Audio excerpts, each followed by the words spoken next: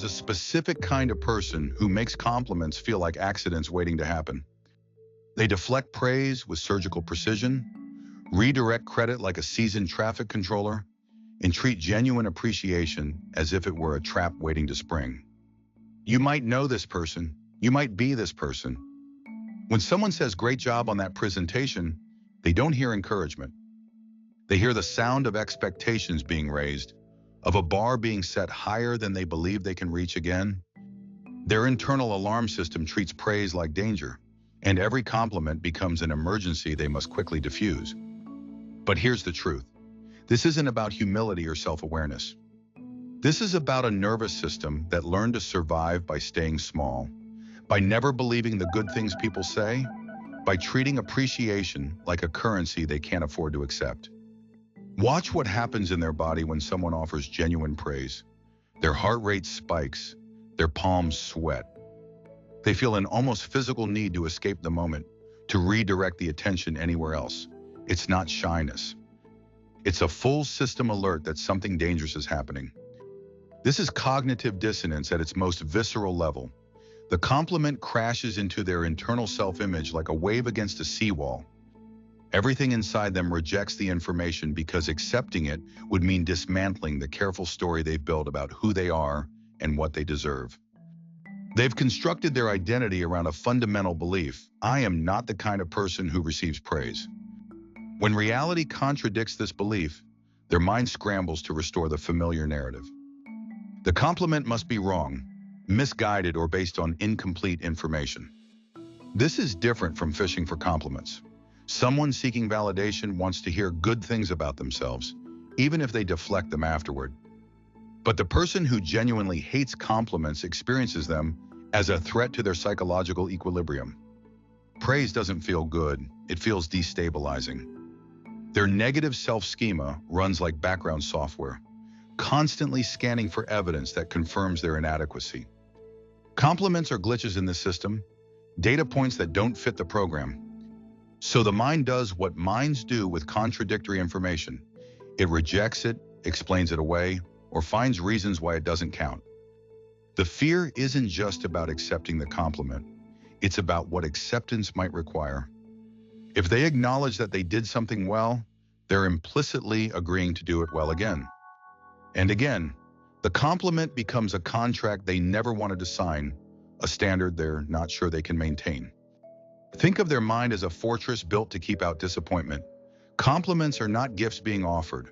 They're siege weapons trying to breach the walls. Every piece of positive feedback is a potential entry point for future pain. Because if they let themselves believe they're capable of good things, they become vulnerable to the devastating possibility of proving themselves wrong. When someone says you're so talented, they don't hear recognition. They hear a timer starting. How long before this person realizes they made a mistake? How long before the talent runs out or reveals itself to be an illusion? The compliment isn't a moment of joy. It's the beginning of a countdown to inevitable disappointment. Their deflection strategies become increasingly sophisticated. It was nothing. Anyone could have done it. I just got lucky. The team did all the work. These aren't expressions of humility. They're emergency protocols designed to restore their psychological safety.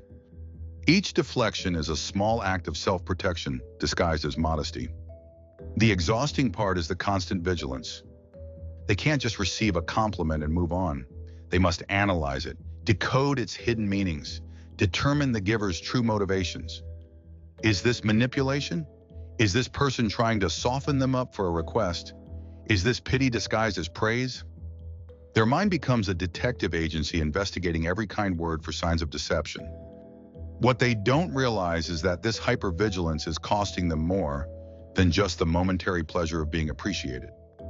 It's costing them the ability to accurately assess their own capabilities, to build on their strengths, to form authentic connections with people who genuinely value them. The tragedy is that their discomfort with praise often stems from a deep respect for honesty and authenticity. They don't want to accept compliments they don't believe they've earned. But somewhere along the way, they lost the ability to distinguish between earned and unearned appreciation, between genuine recognition and empty flattery. This discomfort didn't emerge from nowhere. It was carefully cultivated in childhood, planted in soil that should have nurtured confidence, but instead grew wariness. The adult who hates compliments was once a child who learned that praise came with invisible strings attached. Perhaps they grew up in a home where love was conditional on performance, where good job was followed by, but you could do better, where appreciation was a currency doled out sparingly, always tied to achievement, never simply to existence. They learned that being noticed meant being evaluated, and being evaluated meant risking failure. Or maybe they experienced the whiplash of inconsistent praise. One day they were brilliant, the next day they were disappointing. The same action that earned approval on Tuesday earned criticism on Thursday. Their young mind couldn't make sense of the pattern, so it developed a simpler strategy. Don't trust any of it. If praise is unreliable, it's safer to reject it entirely than to build hope on shifting ground. Some learned that compliments were weapons disguised as gifts. You're so smart became, why didn't you get an A? You're so responsible became, I need you to take care of your siblings. They discovered that being praised was often the prelude to being burdened with expectations they never asked to carry. This is where the inner child develops what psychologists call hypervigilance around positive attention. Like a small animal that's been hurt by human hands, they learn to flinch away from reaching fingers, even gentle ones. The nervous system doesn't distinguish between past danger and present kindness. It just knows that praise has historically preceded pain. Their developing mind created a simple equation. Being invisible is safer than being celebrated. If no one notices you, no one can be disappointed in you. If no one expects great things, you can't fail to deliver them. The child learns to camouflage their light, to dim their brightness, to make themselves small enough to slip through life unnoticed. But here's the cruel paradox. The same child who learned to fear praise also desperately craved it. They wanted to be seen, appreciated, valued for who they were rather than what they produced. But every time they reached for that recognition, they got burned. So they developed elaborate defense systems to protect themselves from the very thing they most wanted. They became experts at reading the subtext beneath compliments. You look nice today meant, you usually don't. That was a great idea meant, I'm surprised you came up with it. Their young mind learned to hear the implied criticism in every piece of praise, the hidden disappointment in every expression of appreciation. The perfectionist streak that often accompanies this pattern isn't about excellence. It's about armor. If they could just be flawless enough, maybe they could earn praise that felt safe to accept. But perfectionism is a trap that generates its own anxiety. The closer they get to perfect, the more terrifying any mistake becomes. They learn to mistake humility for self-protection. Deflecting compliments felt virtuous, like they were being appropriately modest. But what they were really doing was training everyone around them not to appreciate them out loud. They were teaching the world that their contributions didn't deserve recognition, that their efforts shouldn't be celebrated. The most heartbreaking part is how this pattern becomes self-perpetuating. When you consistently reject positive feedback, people eventually stop offering it. When you deflect appreciation, others learn not to express it. The child who was protecting themselves from conditional love grows into an adult who has accidentally conditioned everyone around them to withhold the very recognition they've always craved. Their inner critic became so loud, so constant, that external praise couldn't compete with the internal narrative of inadequacy. Even when someone offered genuine appreciation, it was drowned out by the voice that had been practicing criticism for decades. This is why healing isn't just about learning to accept compliments. It's about understanding that the child who built these defenses was doing the best they could with the tools they had. The hypervigilance made sense then. The question is whether it still serves them now. The person who deflects every compliment pays a price they rarely calculate. It's not just the momentary discomfort of praise they're avoiding, it's the slow erosion of their ability to be truly seen by the people who matter most. Watch how this plays out in their relationships. When they consistently reject appreciation, they're not just being humble. They're teaching everyone around them that their contributions don't deserve recognition. They're training their colleagues not to acknowledge their good work, their friends not to celebrate their achievements, their family not to express gratitude for their efforts. This creates a devastating feedback loop. The less recognition they receive, the more their internal narrative of inadequacy gets reinforced. They tell themselves they don't deserve praise, and then they create conditions that ensure they don't receive it. It becomes a self-fulfilling prophecy wrapped in the illusion of modesty. In professional settings, this pattern becomes career sabotage. They can't advocate for themselves because that would require acknowledging their own competence. They can't negotiate for better positions because that would mean believing they deserve them. They watch less qualified colleagues advance while they remain invisible, convinced that their invisibility is virtue rather than self-destruction. The loneliness runs deeper than they realize. When you can't receive appreciation, you can't truly connect with the people offering it. Every compliment becomes a wall instead of a bridge. The person trying to celebrate them hits that wall and eventually stops trying. They end up surrounded by people who care about them, but have learned not to express it. They miss opportunities not just because they can't see their own strengths, but because they can't let others see them either. The promotion goes to someone who can articulate their value. The collaboration goes to someone who can acknowledge their expertise. The recognition goes to someone who doesn't flinch away from being recognized.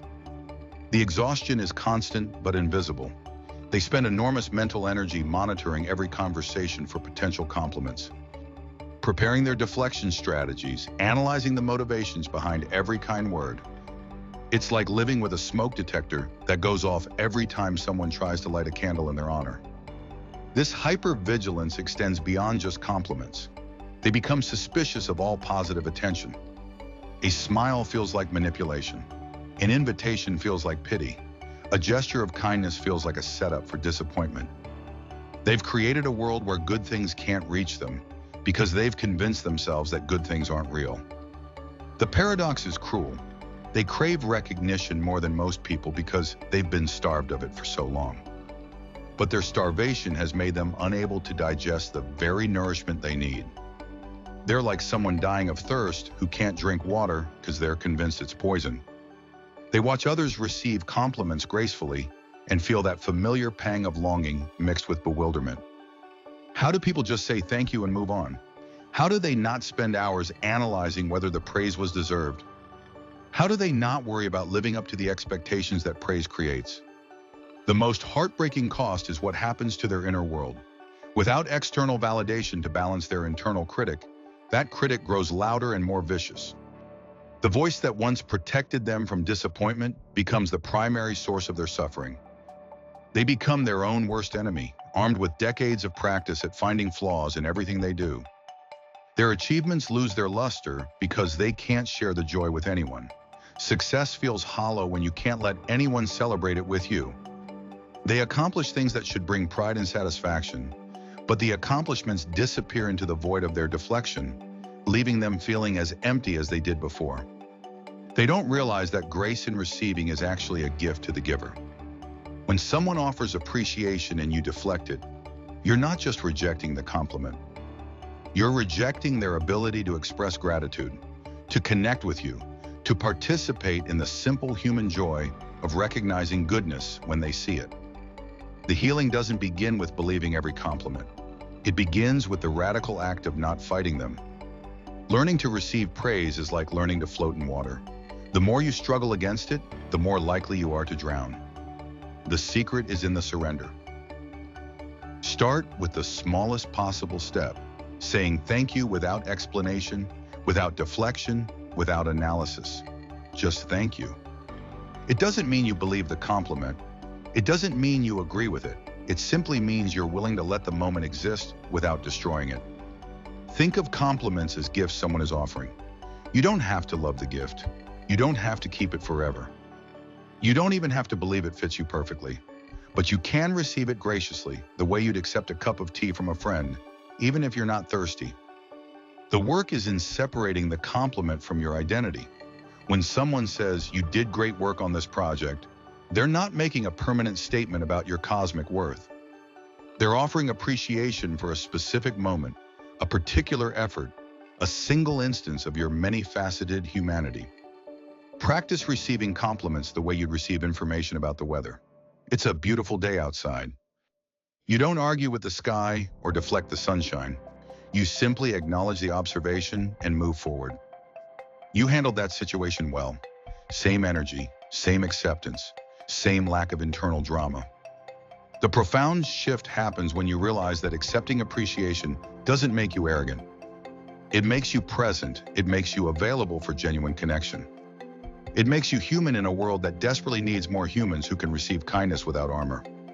Your discomfort with praise isn't a character flaw. It's information. It tells you how much you care about authenticity, how deeply you value honesty, how seriously you take the responsibility of being seen. These are beautiful qualities that have been twisted into self-protection. The world needs people who think carefully about their impact on others. But it also needs people who can let themselves be appreciated for that impact. Your ability to receive praise gracefully is not vanity, it's courage. It's the courage to be visible, to be imperfect, to be human in all your complex, contradictory, beautifully flawed humanity. Your discomfort with compliments isn't a weakness. It's evidence of a heart that has learned to protect itself, a mind that values authenticity over empty praise. You don't have to believe every kind word spoken to you, but you can stop fighting them. You can let them exist in the space between you and the person offering them. The world needs your careful consideration, your thoughtful approach to recognition, but it also needs you to be visible, to let your light reach the people who are looking for exactly what you have to offer.